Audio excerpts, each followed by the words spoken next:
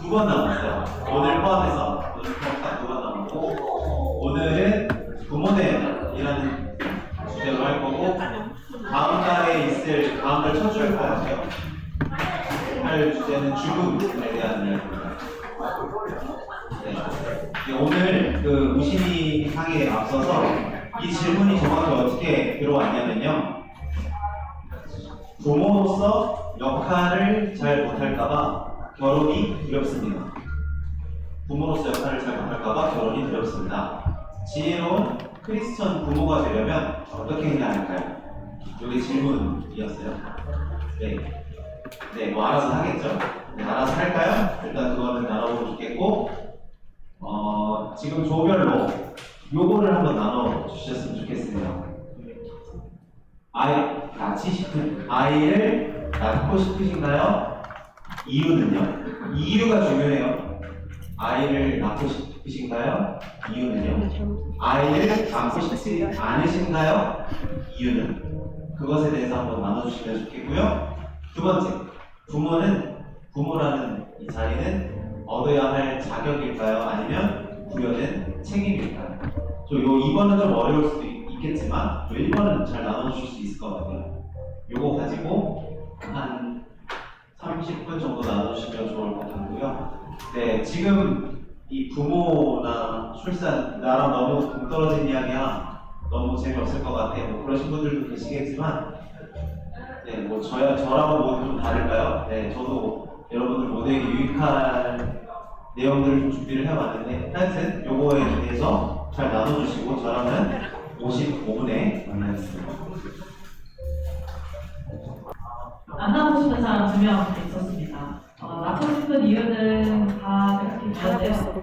아이로부터 오는 행복감이 배우자로부터 오는 행복감과 다르다는 것을 좀 느끼고 싶고, 그렇게 보인다라고 말씀을 하셨고, 그리고 아이를 보면 마음이 정화되는 분이 한 분이 계셔가지고, 한 분은 낳고 안 낳고를 생각해보지 않았지만 상대가 낳고 싶으면 그 의견에 따른다라고 말씀을 해주셨습니다. 그리고 낳고 싶지 않은 분들은 아이들을 여러 번 대해봤는데 아이들이 말을 안 듣거나 이럴 때 어떻게 해야 될지 모르겠다. 그런 능력적인 부분에 대해서 한계를 느꼈던 분들이 있고, 그리고 다른 한 분은 실제로 아이를 만나면 현실적으로 내가 책임을 다 할 수 있을지 모르겠다. 두려움이 있다는 분이 한 분이셨습니다. 이게 안 살아요. 됐다. 네, 저희 조는 낳고 싶다라는 분도 있고, 아직까지는 낳고 싶다는 마음이 조금 없다는 분도 있는데, 낳고 싶은 이유는 일단 가정이 주는 뭐 행복과 평화, 그리고 이제 하나님께서 주신 말씀, 그리고 내가 하나님께 받았던 그런 것을 누렸던 것을 그 자녀에게 누리게 해주고 싶고, 그래서 이렇게 붙여가 있었다는 의견이 있었고, 그리고 낳고 싶지 않다는 이유는 뭐 아무나 쉬는 것은 아니지만, 그래서 임신을 하고 아기가 있으면 내가 하고 싶고 내가 해야 될 일에 대해서 조금 제한적인 부분도 있으니까, 낳게 되더라도 조금 내가 더 해보고 싶고 내가 좀 더 원하는 것을 이루고 이런 커리어를 더 쌓고 낳았을 때 조금 더 후회 없이 내가 살고 싶은 일을 살았을 때 그 이후에 의지하고 좀 낳고 싶다라는 생각을 하시는 분이 있습니다. 네, 여기까지 하겠습니다.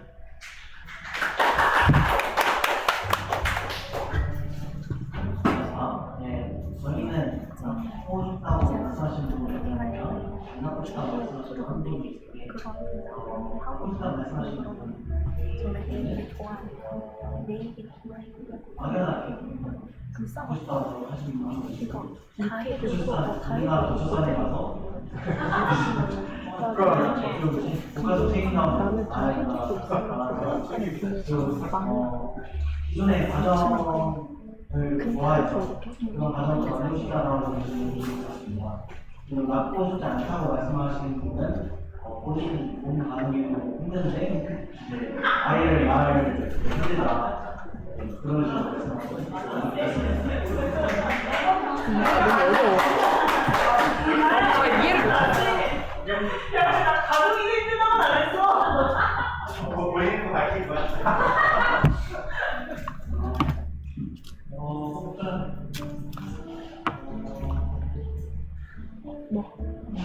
A나 조인이 이제 예를 들면 싶다는 쪽으로 얘기를 했고요. 이유는 아이를 너무 좋아해서 낳고 싶지만 또 한편으로는 아이가 생기면 아이의 신경을 써야 하는 부분이 많고 그 이외에 여러 제약도 있어서 아내의 의견을 존중하지만 아이를 갖고 싶다는 마음이 있다고 하고 또 어떤 분은 아이를 낳아서 3인, 4인의 어떤 가족 구성원을 이루고 싶어서 아이를 낳고 싶다는 분도 있고 그리고 아이를 이제 양육하는 과정이 좀 쉽진 않지만 그래도 내가 잘 교육하고 키우는 것 또한 하나님께서 하시는 일이기 때문에 그 출산 과정이 힘들더라도 그걸 감안했더라도 아이를 갖고 싶다 하는 정도 되겠습니다.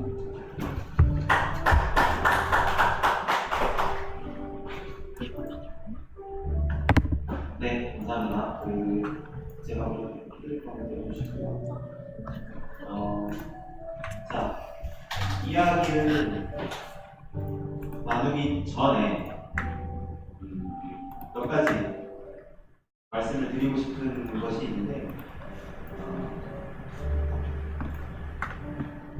저도 여러분들 또래의 청년이고, 우리가 각자의 자리에서 지금 경험하고 있는 어떤 어려움, 특히 결혼이나 오늘같이 출산, 이렇게 부모가 되는 또 가정을 마련하는 여건에 있어서 내가 도저히 도달하지 못하는 어느 구간들이 각자 달라요.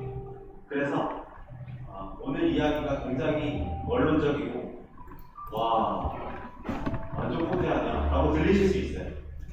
진짜 와 저거 심하다, 완전히 생각을 좀 너무 모르는 이야기다 라고 들리실 정도로 되게 엄격하게 들리실 구간들이 있을 것 같아요. 그래서 제가 여러분들에게 한 가지 요구하고 싶은 것은 그런 것들을 써놓고 저한테 질문하시는 거예요. 그러니까 언제나 우리가 더 나은 생각을 하고 더 나은 길을 찾기 위해서 필요한 것은 그냥 일방적으로 내 상황을 동의해주는 것만 필요하지 않아요. 저쪽에 나와 정반대에 있는 어떤 의견을 들었을 때 그러면 내가 저기까지 도달하려면 내가 어떤 것을 거쳐야 되지, 이런 좀 이렇게 오가는 진자운동 같은 이 과정들이 필요해요. 그냥 단순히 나한테 동의하네 아니면 나한테 동의하지 않네 하고 쳐버리면은 양자 모두에게 이득이 전혀 없어요. 제가 오늘 이 시간을 통해서 여러분들에게 기대하는 것은 제가 말하는 것에 그래야지 하시지도 말고 저건 완전 꼰대하냐 이러시지도 말고 여러분들이 그때그때 질문이 생기거나 또 심지어 어떤 분들은 불만이 생기실 수 있어요.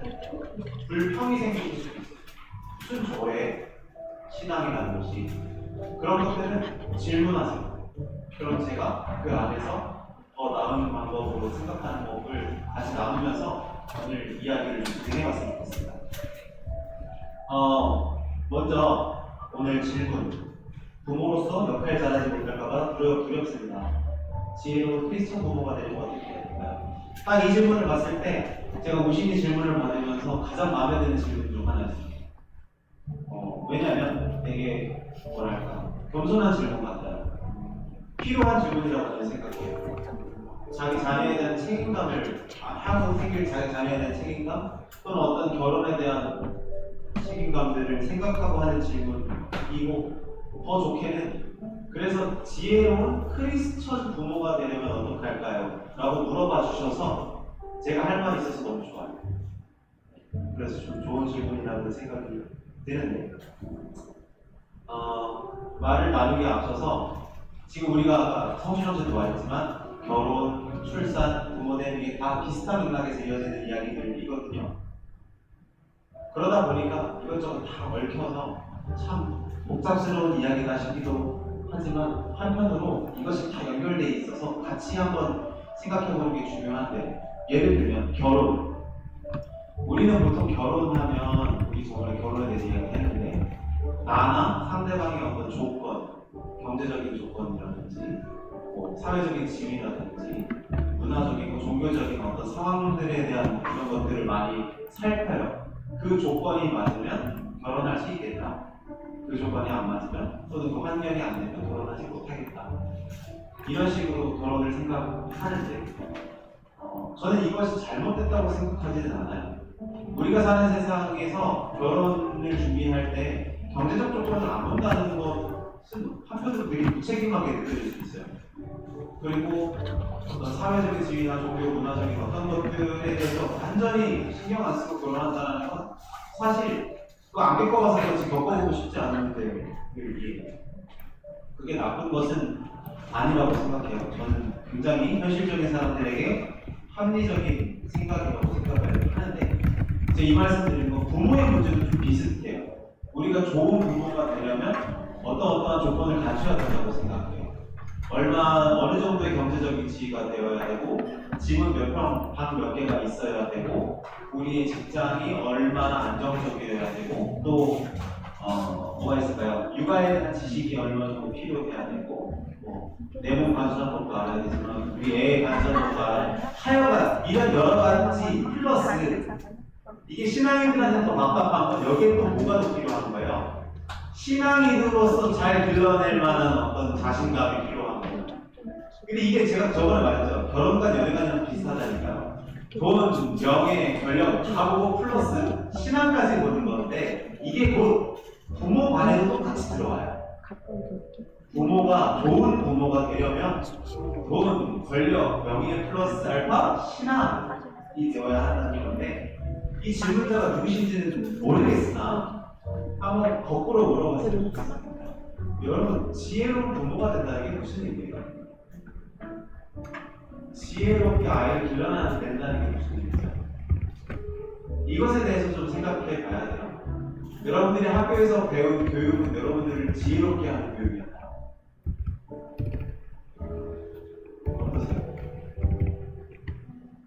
이 지혜롭다라는 것에 대해서 기준도 굉장히 불명확해요. 특히 대개 오늘처럼 저와 여러분들이 사는 이 세계처럼 자본이면 모든 게 가능한 세계에서 지혜롭다는 말은 어떤 때에는 돈 잘 버는 것과 같은 말이에요. 지혜로운 부모다, 돈 많은 부모다. 아이를 지혜롭게 키웠다, 돈 잘 벌게 키웠다는 되는 경향이 너무 많아요. 근데 그게 맞아요. 그런 생각을 해봐야 된다는 거예요. 그 질문을 먼저 해봐야 지금 우리가 얼마나 떨어져 나와 있는지가 좀 보여요. 오늘 감사하게 우신이 질문해 주신 분이 그래서 지혜로운 크리스천 부모가 되려면 그러니까 오늘 제가 하는 말 중에서 좋은 지혜로운 넌 크리스천 부모가 되는 법을 구하시면 안 돼요. 저 그런 말을 안 할 거예요. 할 자격도 안 되고 할 필요조차 느끼지 않아요.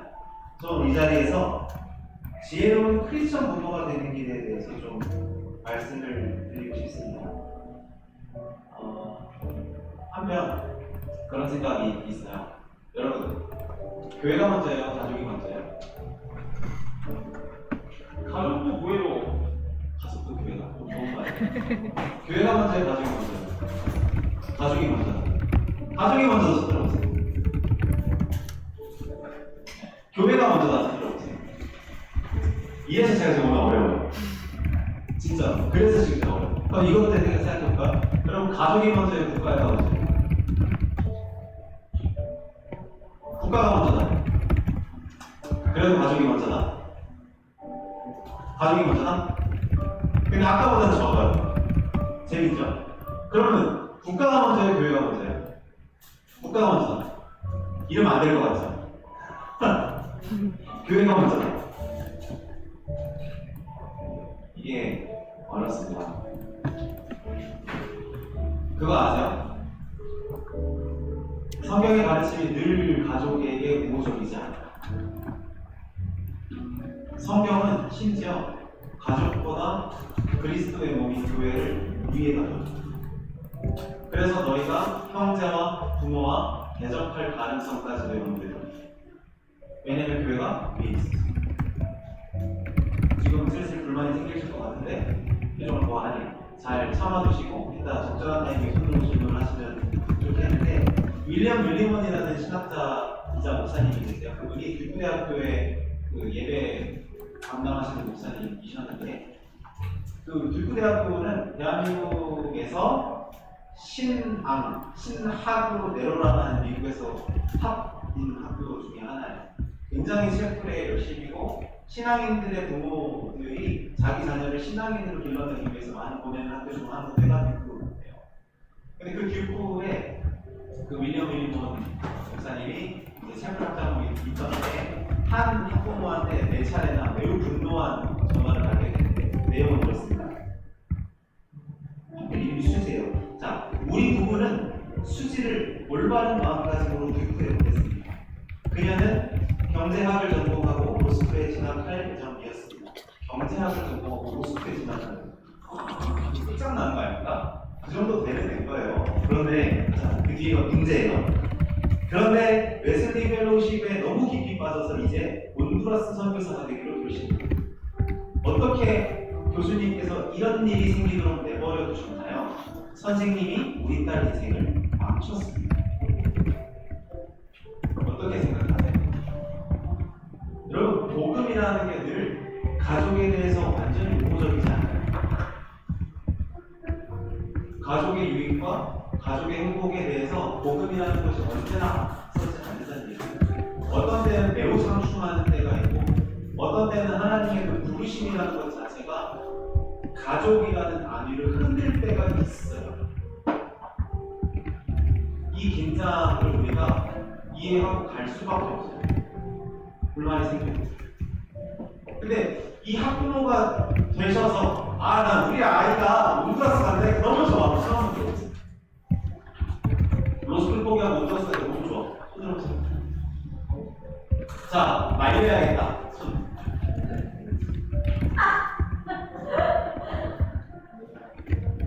지금 이게 나 볼고 그리고 이 문제가 아니에요. 이게 제가 지금 말씀드리려는 건 우리에게 말씀하시는 그 하나님의 뜻과 우리가 이 땅에서 누리는 그 가족의 안위가 늘 같이 가지 않는다는 걸 말씀드리고 싶어요. 어느 순간에 매우 결정적인 때 상충하고 충돌하는 지점이 생겨요. 그럴 때 때문에 예수님께서 말씀하셨다는 거예요. 너희 부모, 너희 형제자매와 다툼이 생길 수 있다. 다투라는 얘기가 아니에요. 그럴 수밖에 없는 구간들이 우리 인생에서 생긴다. 제가 오늘 준 자료로는 제가 좋아하지만 정말 사실적으로 답답하게 말씀하시는 스탠리 하워스라는 기독교 목사의 책을 가지고 왔는데요. 제가 3권을 모두 가져왔어요. 교회의 정치학, 하나님의 나자렛의 백성, 그리고 또 The Red Curve라는 아주 번역 안 된 책, 이 3가지를 모두 갖고 왔는데 하나 넘겨주세요.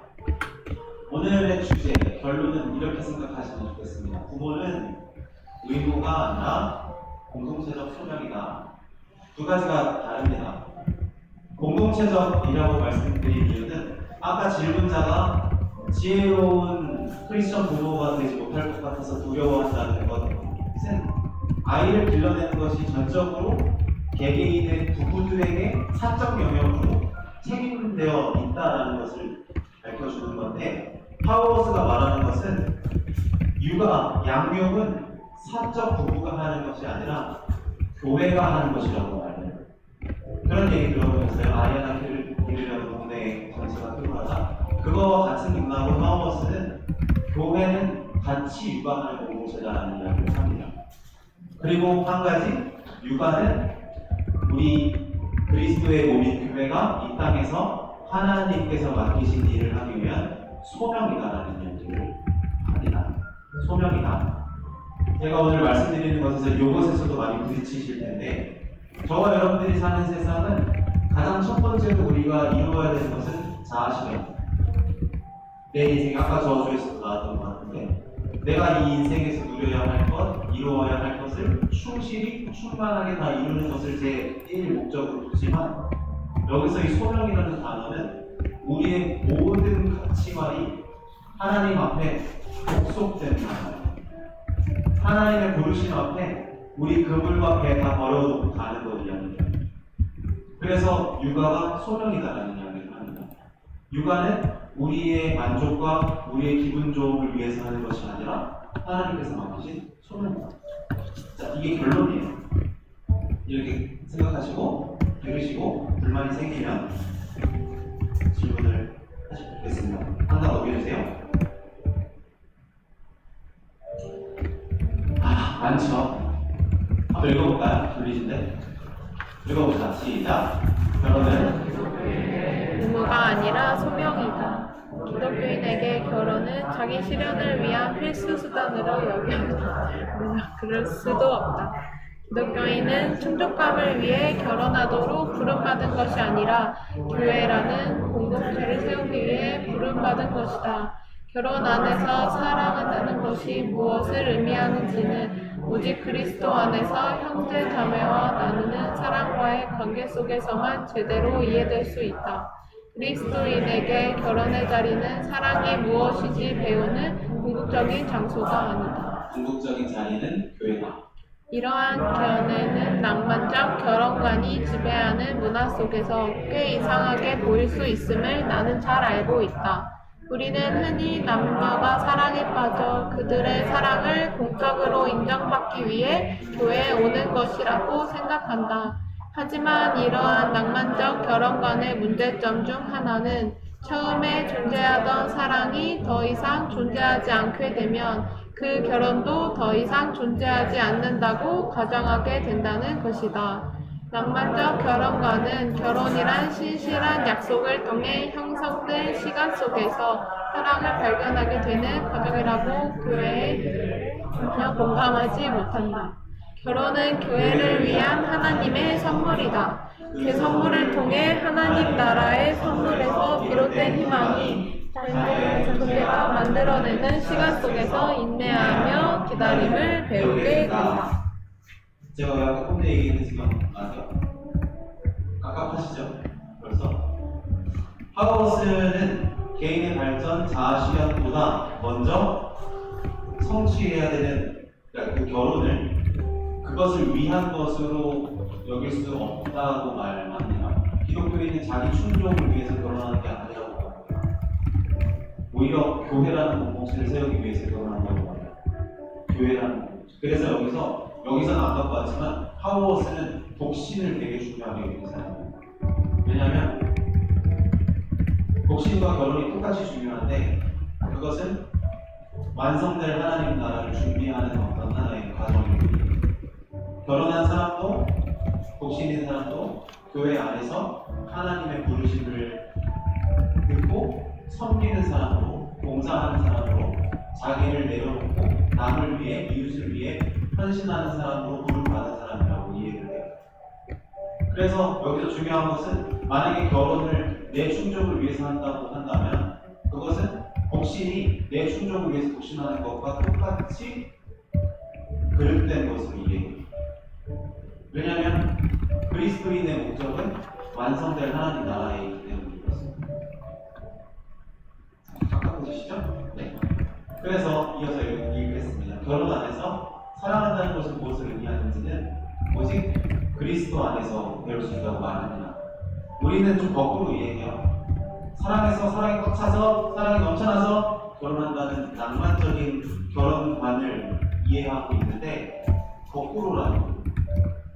결혼이라는 약속을 지나서 우리는 하나님 안에서 사랑하는 법을 배우고 인내하고 참고 견디고 이해하는 법을 배운다는 이야기를 합니다. 그래서 결혼의 자리가 궁극적인 장소가 아니라 우리의 결혼도 곧 교회라는 궁극적인 자리에 섬기기 위해 헌신되어야 하는 하나의 장소라고 합니다.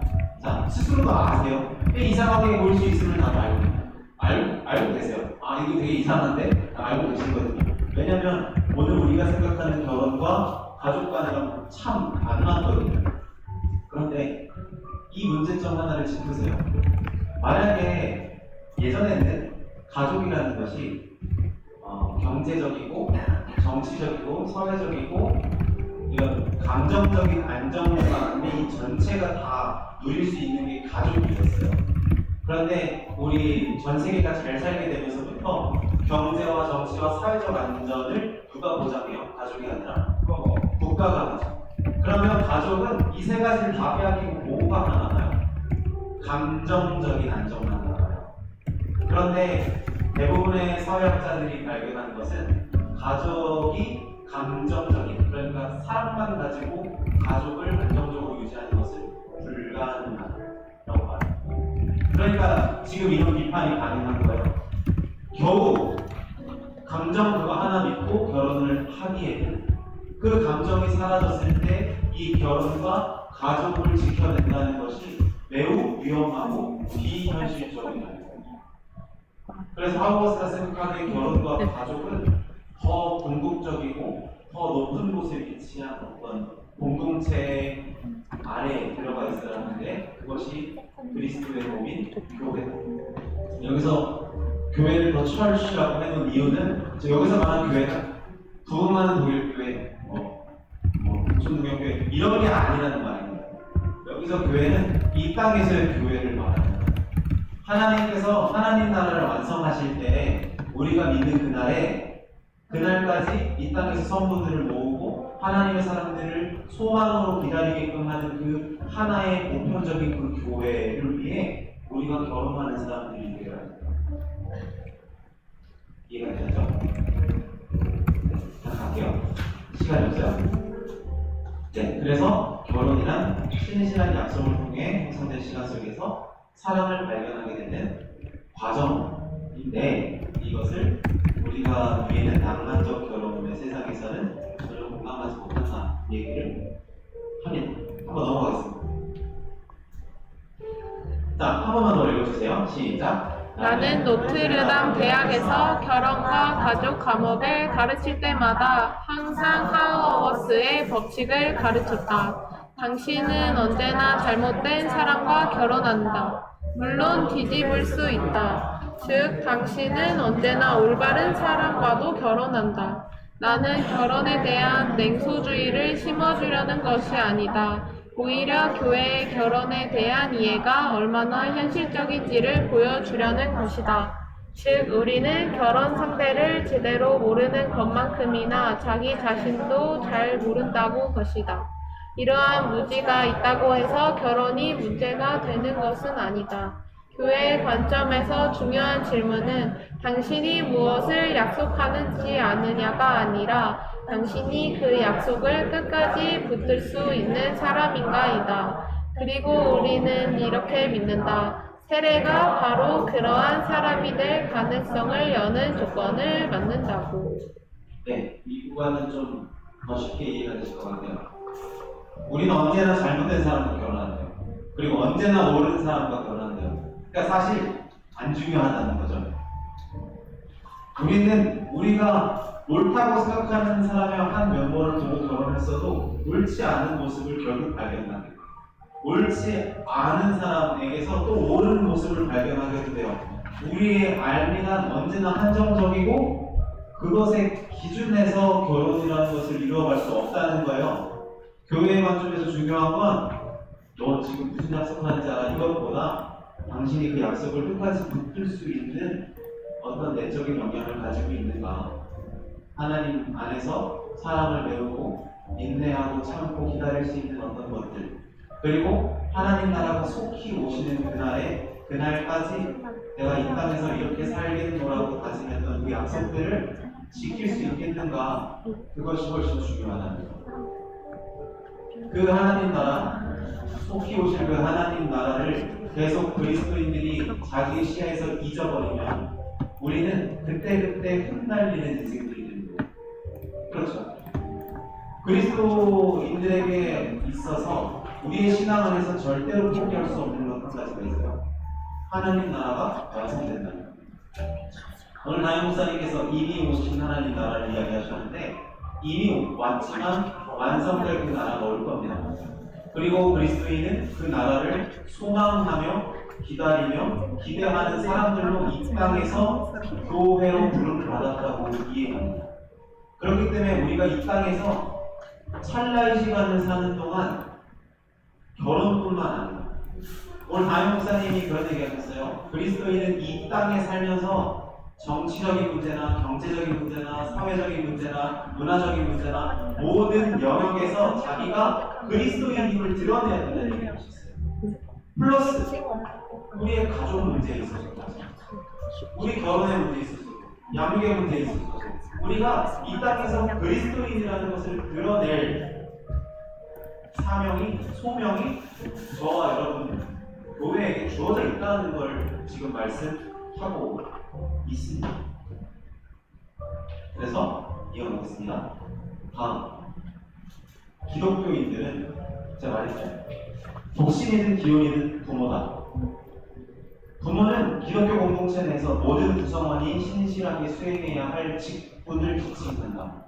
결혼으로 부름받은 이들은 공동체를 대표하여 특정 아이를 낳고 돌보는 소명과 책임을 받아들인 것으로 간주된다. 그러나 그 직분의 혜택과 부담은 단순히 아이를 가진 이들에게만 국한될 수 없다. 우리는 제가 아까 말씀드렸죠. 부모란 생물학적 출산만 한 사람들을 부모라고 지칭하지만 제가 나중에도 말씀드릴게요. 성경은 부모를 생물학적으로 규정하지 않아요. 부모는 영적으로도 누군가를 출산할 수 있는 사람이에요. 사회적으로도 출산할 수 있는 사람. 그래서 예수의 제자들도 내가 너희를 해산하는 고통으로 나왔다라는 표현을 쓰고요.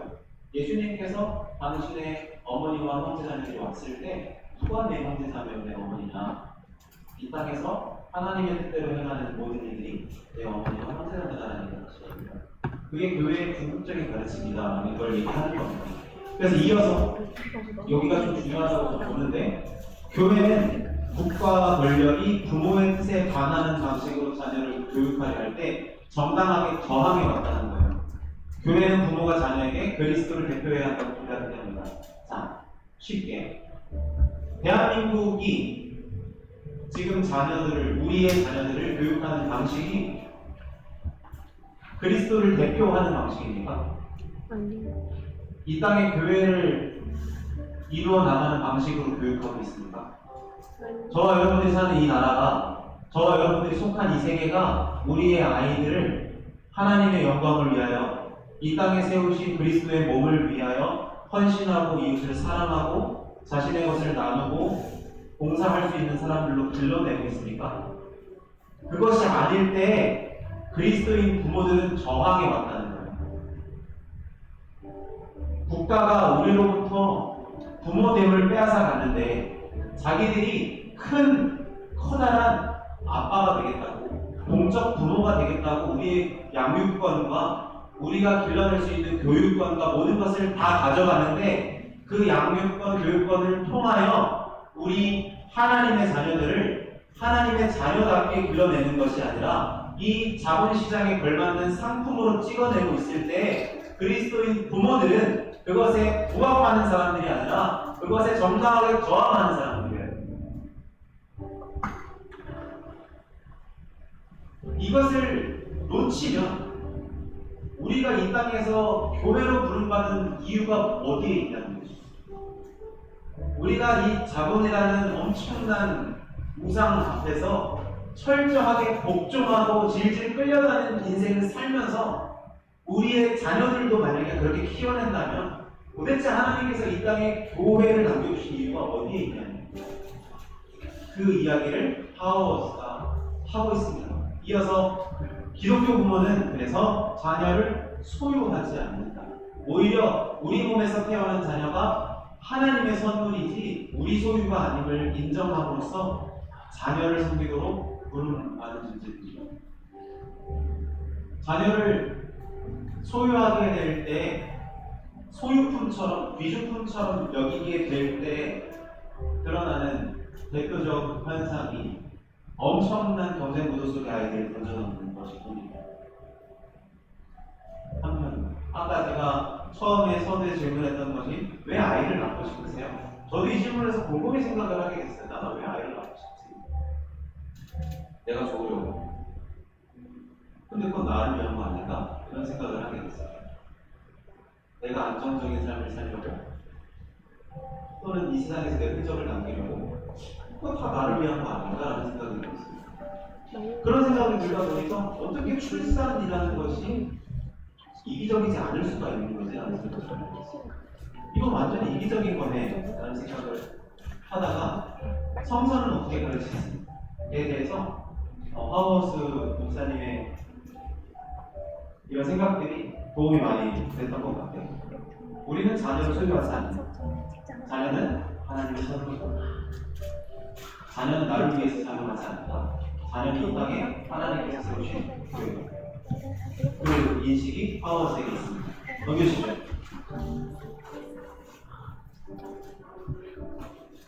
자, 여기서 가난한 국가의 사람들을 생각해보는 건 흥미롭다. 가난한 이들은 이거 되게 재밌어요. 여러분, 국가가 잘 살게 되면서 출산율이 이렇게 꽂히거든요, 아래로. 가난한 이들은 우리 사회에서 무책임하다고 여길 만큼 계속해서 자녀를 낳는다. 대한민국도 그랬죠. 여성적 인권만 많잖아요. 그러나 나는 가난한 이들이 자녀를 낳는 일이 아이들이 태어날 세상이 안전할지 확신할 수 있는 문제가 아니라는 점을 이해하는 한에서 이 학자들은 참 그렇죠. 가난한 사람들이 결국 출산이라는 것이 이 땅이 안전하고 안전하지 않고 그 문제가 아니다 라는 것을 알고 있다는 점에서 예언자적이다 라고 평가를 하시는 거예요. 거꾸로 말하면 우리가 아이를 낳을 때 이 세상이 너무 안전한가 안전하지 못한가에 대해서 너무 집착한다는 얘기를 하시는 겁니다. 이어서 우리 그리스도인들이 해야 할 일은 자녀를 낳는 것이다. 이것이 우선되어야 하며 그 다음에 우리 삶의 다른 측면들을 그 현실에 복종시켜야 합니다. 완전 무책임하죠. 그렇지 않습니까? 이것만 읽고 완전 무책임하지 않아요? 나는 자녀가 그 자체로 목적이 되어야 한다고 주장하는 것이 아니라 오히려 출산이 우리가 기억하는 방식, 즉 세상이 안전하거나 부유해지는 것이 아니라 하나님이 중요하다는 것을 기억하는 방식이라고 주장합니다. 우리는 자녀를 낳으려면 이러저러한 조건들 한 명이 다 갖추어져야 되고 나를 포함해서 모든 것이 다 안정적으로 갖춰져야 된다고 생각하지만 이 가난한 국가 사람들을 생각하면서 우리가 느낄 수 있어야 하는 점은 출산이라는 것은 곧 하나님께 맡겨드리는 행위라는 것을 인정해야 된다는 거예요. 어느 순간에도 부결하고 어떤 오류도 어떤 위험도 없는 환경이란 존재하지 않는 그런 세계는 못지 않으며 이전에도 없었고 앞으로도 없고 그리스도인들에게 필요한 마음가짐, 기억하는 방식은 세상이 안전해져야 된다, 부유해져야 된다가 아니라 하나님께서 아이를 선물로 보내시고 돌보시고 세워나가신다라는 걸 기억해야 된다라는 이야기를 하시는 겁니다. 네, 여기 있어요. 거의 나왔습니다. 거기 한번 읽어주세요. 시작. 기독교의 관점에서 보아 세상이 교회를 필요로 하는 이유는 세상을 좀 더 부드럽게 굴러가도록 도와주거나 세상을 그리스도인들이 살기에 더 안전하고 좋은 장소로 만들기 위해서가 아니다. 오히려 교회가 없이는 세상이 자기가 누구인지를 알 수 없기에 세상은 교회를 필요로 한다. 이 세상 속에 구원이 이루어지고 있음을 세상이 알 수 있는 방법은 교회가 구원받은 백성이 되어 구주를 나타내 보이는 길뿐이다. 세상은 파괴되고 타락한 상태에 있으며 또한 구원받을 필요가 있다는 사실을 이 세상이 알 수 있는 방법은 교회가 세상을 도와서 세상이 제공하는 것과는 전혀 다른 것을 맛보도록 해주는 것이다. 줄여서 무슨 말이에요? 교회가 세상과 달라야 된다는 거예요. 결혼과 출산과 양육의 방법에 있어서 모든 방법에 있어서 교회가 달라야 한다. 교회가 달라야 세상이 교회를 보고 소망을 얻는다는 겁니다. 하나님 나라가 있고 그 나라가 이루어질 것이며 하나님께서 가르친 바대로 우리가 살아갈 수 있음을 교회가 드러내지 않는다면 세상은 이 땅에서 어떠한 소망도 발견할 수 없을 것이라는 얘기 하시는 겁니다. 그러니까 우리가 지금 이 우신을 통해서 우리의 일상들을 돌아보지 않습니까? 우리 기독교인들은 우리의 거룩을 너무 뜬금없는 데서 찾는 경우가 너무 많습니다. 성경을 똑똑하면 경건한 겁니까? 술, 담배 안 하면 경건한 거예요? 거룩한 거예요? 누군가 이슬람 이런 사람들 공격하고 미워하면 우리는 거룩한 겁니까? 그렇지 않습니다. 우리가 교회라는 것을 드러내는 방법은 우리의 일상과 매우 긴밀하게 연결되어 있습니다. 우리가 이 땅에서 어떤 사람을 만나고 어떻게 결혼할 거고, 그래서 어떻게 아이를 계획할 거고, 어떻게 길러낼 건지 이런 아주 사소한 일상의 것들로부터 세상이 저렇게 하는 사람들이 있구나를 발견할 때 우리의 역할을 하게 되는 것이라는 생각이 듭니다. 교회가 구원받는 백성이 되어 구주를 나타내 보이는 길일 뿐이다. 이걸 얘기하셨을 때 제가 두 가지 생각이 났는데, 이 책이었나? 하나님 나라가 되겠습니까? 그런 얘기를 하세요. 하워스가 15살짜리 소녀가 임신을 해서, 결혼하지 않은 채로 임신을 해서 교회에 찾아왔을 때, 교회를 찾아왔을 때 그 15세 소녀가 무슨 생각을 하겠어요? 학계에 대한 생각을 하겠죠. 근데 우리 대부분의 현대 교회는 너 큰 문제야, 너 큰 문제 생겼어, 너 그거 어떻게 할 거야? 라고 말하는데, 하워스가 그런 얘기를 해요. 그건 너의 문제야 라고 말하면 안 된다. 그것은 우리의 문제다 라고 이야기를 해야 돼요. 15세 소녀가 어떤 일이든지 간에, 어떤 상황을 고치었든지 간에 그 상태로 교회에 왔다면 그것은 우리의 문제가 되어야 한다. 그것이 이 땅에서 교회가 다른 역할을 해내는 한 가지 방법이라고 얘기를 해요. 그리고 아까 이것을 제가 출산할 때 얘기를 잠깐 했던 것 같은데, 리처드 헤이스라는 분이 책에서 소개한 윌리엄 윌리먼 목사님이 소개한 사례인데, 흑인교회에 12살짜리 미혼모가 왔어요. 12살이요. 무슨 초등학생이죠. 임신을 해서 왔어요. 임신해서 왔는데, 그 교회가 그 아이를, 그 흑인교회, 엄청 가난한 교회예요. 무슨 뭐 갖춰져 있는 거 아무것도 없어요. 근데 그 아이가, 12살짜리 아이가 왔을 때 그 교회가 어떤 결정을 내렸을까요? 그 12살짜리 산모를 그 교회에서 길러요. 엄마와 뱃속에 있는 아이를 같이 길러요. 이것이 우리가 이 땅에서 교회로 자리하는 증거입니다. 얼마든지 우리가 할 수 있는 일들 아닙니까? 정말 못할 일입니까 이게? 정말 상상도 못할 일이에요? 아니라고 생각해요. 그거 너 문제야, 니네 가족 문제야, 네 부부 문제야 라고 하기 전에 교회가 이것을 공동체적인 소명으로 끌어안으라고 이 땅에 있다고 말을 하는 거예요. 물론 지금 이 하워스의 이야기들이 여러분들에게 굉장히 급진적이고 말도 안 되는 이상처럼 느껴지지만, 우리의 현실과 어느 구간에서는 줄다리기를 해야 될 필요가 있지 않을까요? 계속해서 우리는 출산이든 결혼이든 모든 문제를 개개인의 사적 영역에 이렇게 책임을 전가해버리고, 네가 좋을 대로 해, 너가 알아서 해, 그 말인지 너가 뭘 하든 우리는 책임지지 않을 거야 라는 같은 말인데요. 저는 그리스도인들이 특히 아까 너무 좋은 질문, 우리가 지혜로운 크리스천 부모가 되려면 어떻게 해야 할까요? 간단한 방법 없다고 생각해요. 성경 많이 봐라. 저 그런 대답 제가 싫어해요. 그거 싫은데요. 우리가 이 땅에서 어떻게 그리스도의 교회 안에 속하는 것, 봉사하고 참고 인내하는 법을 어떻게 배울 것인가, 이런 것들을 고민하는 것부터 시작해야 된다고 생각해요. 지혜로운 크리스천 부모가 된다. 그걸 어떻게 하는 거예요? 되겠어요? 오전에 아까 부장님께서 우스갯소리로 목사님 오늘 말하는 거 10년 된 대만대나 본다 뭐 이렇게 얘기하셨는데 자신 없어요. 저도 이거 어떻게 해요? 이거 말도 안 돼요. 근데 제가 말씀드렸죠. 그 얘기를 하는 게 아니에요. 우리가 처한 위치에서 이런 어떤 성서가 하나님의 말씀이 우리에게 보여주는 그 모범을 향하여 우리가 달려가야 할 때 그 긴장을 우리가 계속 가지고 있어야 된다는 거. 하나님의 사람으로서, 이 땅의 교회로 부름받은 사람으로서 내가 저곳을 지향하고 있는데 오늘 나의 위치는 어디에 있지? 잘라내면 우리는 소명을 잘라내는 게 되잖아요. 하나님께서 우리를 이 땅에, 저와 여러분들을 이 땅에 교회로 부르신 이유가 있어요. 분명히 여러분들 이 땅에 잘 살다가 천국 가라고 부르신 거 아니에요. 제가 아까 도전 청소년 교육 때 말씀드렸죠. 전혀 아니에요. 이미 하나님 나라가 왔어요. 예수께서 선언하셨어요. 하나님 나라가 왔다. 복음을 믿으라. 그리고 예수님께서 당신을 따르는 사람들을 가르치시면서 큰 공동체들을 이루어 나가셨어요. 그게 오늘의 교회예요. 그러니까 우리가 밖에서 만나는 대다수의 사람들이 저렇게 산다고 해서 우리도 저렇게 살면 괜찮겠지로 받아들이면 안 되고, 예수님께서 우리를 가르치셨는데 하나님께서 이 땅에 우리를 교회로 세우셨는데 우리의 삶의 방식은 어떠해야 하는가를 고민해야 돼요.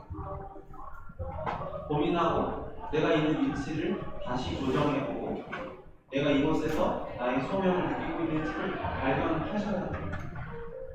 어쩌면 그것이 우리의 무뎌진 영혼을 거듭나게 하는 순간들이 될 수도 있어요.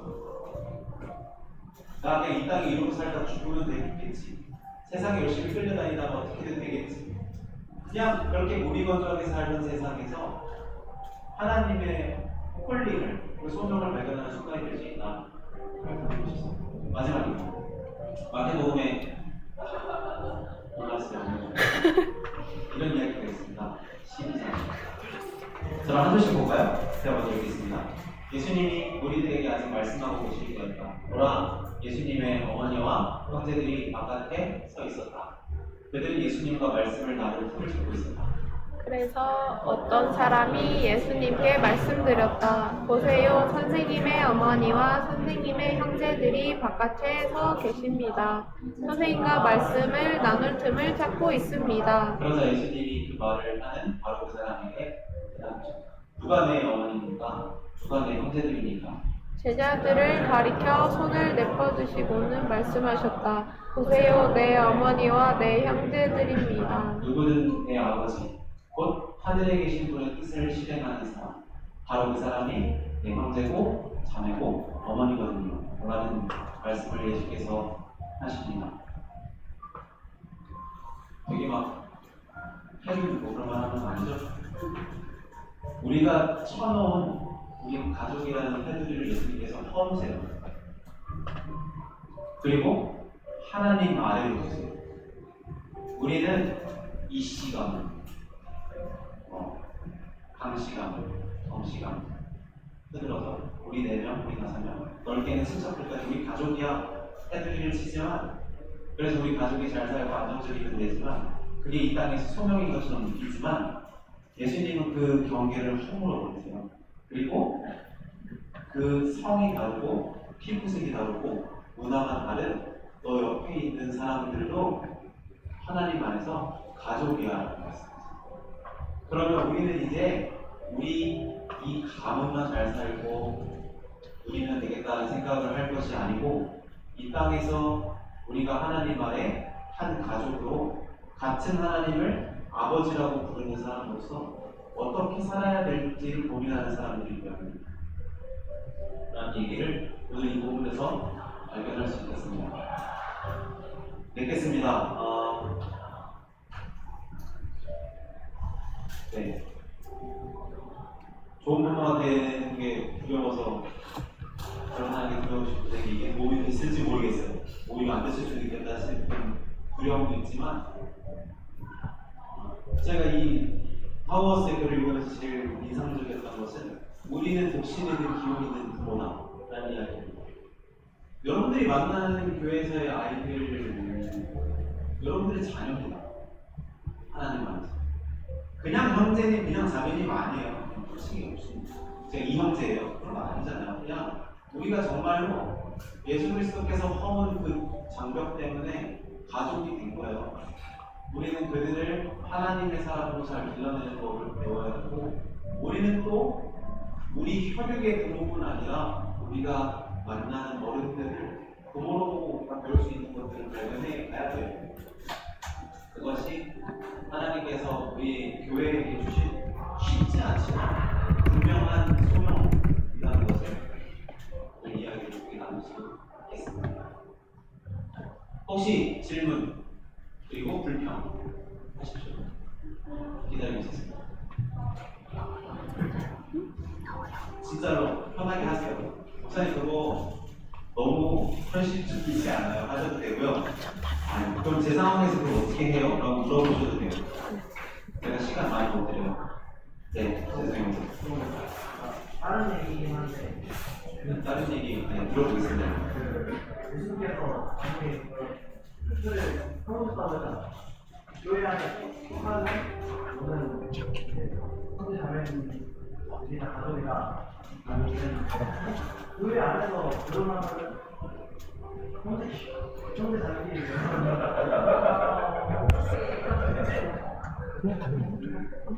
네, 우리 형제 자매님들이 설명해 주실 것 같은데. 네, 그 교회가, 네, 이걸 제가 뭐라고 설명을 해야 돼요? 그러니까 지금 제가 제대로 이해한 거예요. 그러니까 다 형제 자매인데 가족끼리 결혼하면 안 되는 거 아니냐? 이 질문이 맞아요. 곰곰이 한번 생각해보세요. 그럼 나랑 봐서 말씀하세요. 결혼하세요. 결혼을 하든 부르심을 하시고 그 자리에서 좀 부르심을 기억하는 게 핵심이죠. 네, 좀 그건 좀 확실히 다른 문제인데 그게 진짜 궁금하게 따라보세요. 또 다른 질문, 불평 있으시면 하시죠. 이게 들으시면서 수긍이 되세요? 수긍이 될 만한 내용이 아닌데.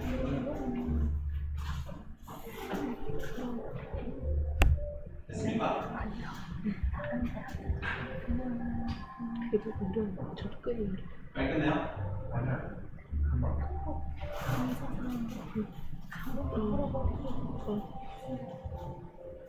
질문 없으시면 드려야 될까요?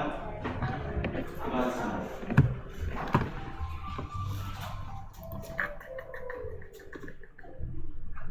잠깐 같이 한번 기도하면 좋겠습니다.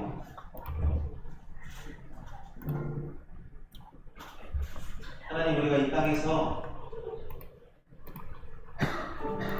그리스도의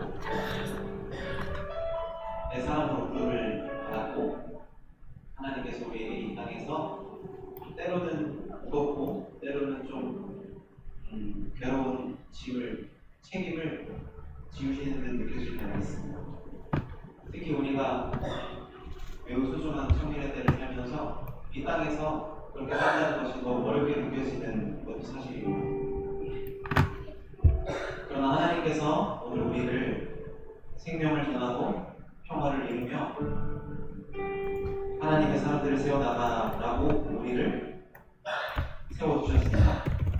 바라기는 하나님, 우리가 이 땅에서 자리하고 있는 그 자리에서 하나님의 목소리를 듣고 하나님의 말씀에 순종할 수 있도록 더욱 주님을 닮은 사람으로 빚어질 수 있도록 우리를 인도하여 주시고 다스려 주옵소서. 함께 기도하겠습니다. 할렐루야. 하나님 감사합니다. 오늘 우리를 주님 닮은 사람으로 인도하셨습니다. 하나님을 더 하나님의 사람으로 만들어주셨습니다.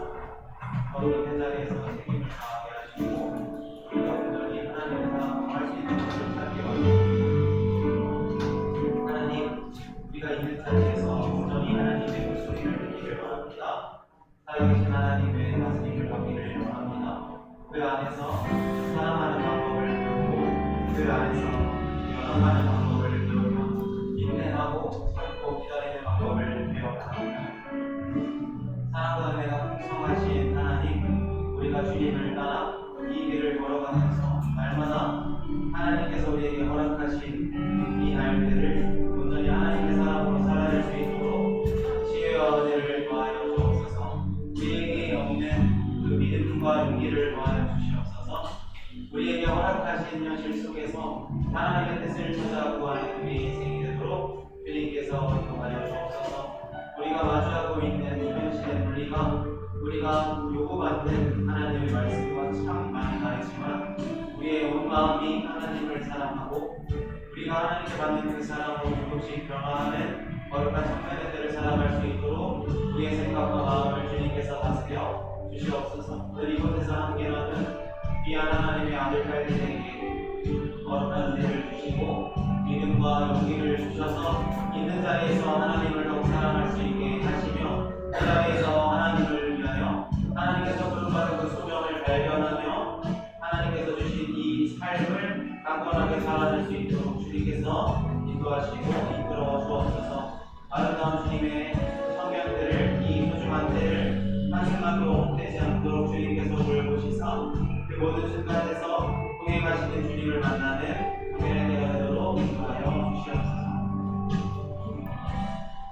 하나님 감사합니다. 오늘 이 귀한 시간을 우리에게 허락하심에 감사를 드립니다. 우리의 현실 속에서 우리가 마주하는 일상 속에서 우리가 부름받은 교회, 그리스도의 몸된 교회로서의 자리를 잘 지켜나가는 우리가 되게 하시고 우리에게 부족한 지혜와 용기를 더하시사 우리의 날마다 우리 앞에 주어진 현실 속에서 하나님의 사람으로 살아갈 수 있도록 용기를 입혀 주옵소서.